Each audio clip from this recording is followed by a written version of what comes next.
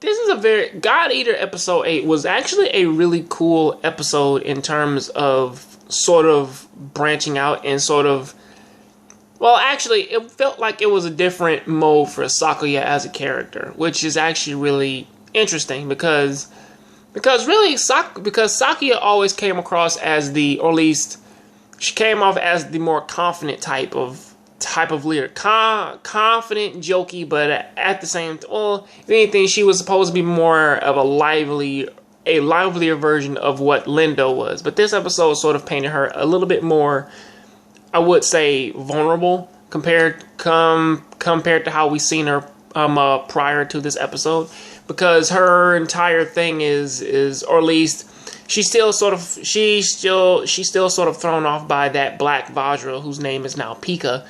And yeah, she does sort of, and this is sort of showing in like some of her leadership skills, even though it doesn't necessarily like affect her combat per se. It still sort of shows like in her personality and whatnot. And of course, Lindo, he does give her a wonderful word of advice. It's like feel down, just talk to the newbie, just talk to Linka, and that's what she does, of course. And it feels as though that these two characters like that they are growing a little bit closer together, or at least that like she's starting to rely on Linka a little bit more than what everything else is going. Also, there's a small little thing going on with Linka, with that his is the first god arc to really be broken in half, and they really didn't know why, and they don't even know if they can fix it or not.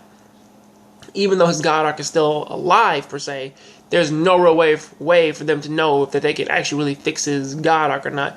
But then, cutting through some of the data, they find out that the reason why his God arc snapped in the first place is because he's too compatible with it.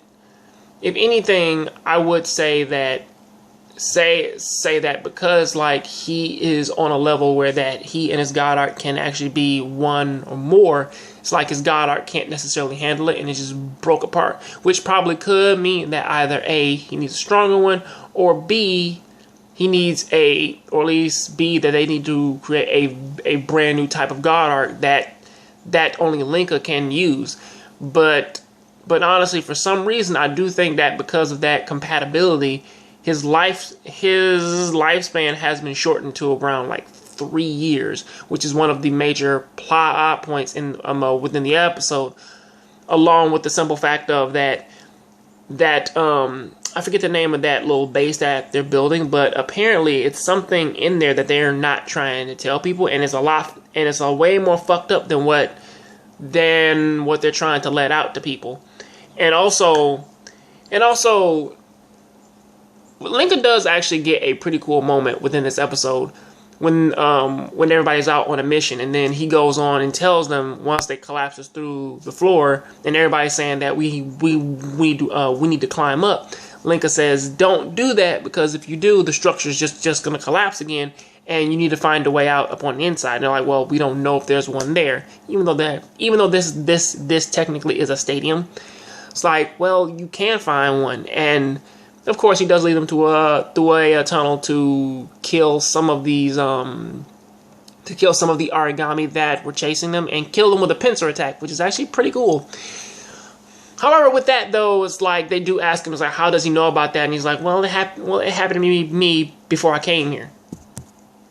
But afterwards, that is pretty much like mostly what happens in God Eater, or at least what has happened in God Eater in episode 8 so far. Until then, most of this episode has been really, really, really good, trying to get back into the characters' personalities and what has been going on with them, and slowly seeing changes.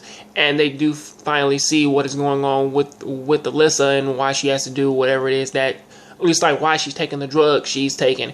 And her whole thing is that she fears Pika to the point where she needs to take those drugs to fucking subdue them.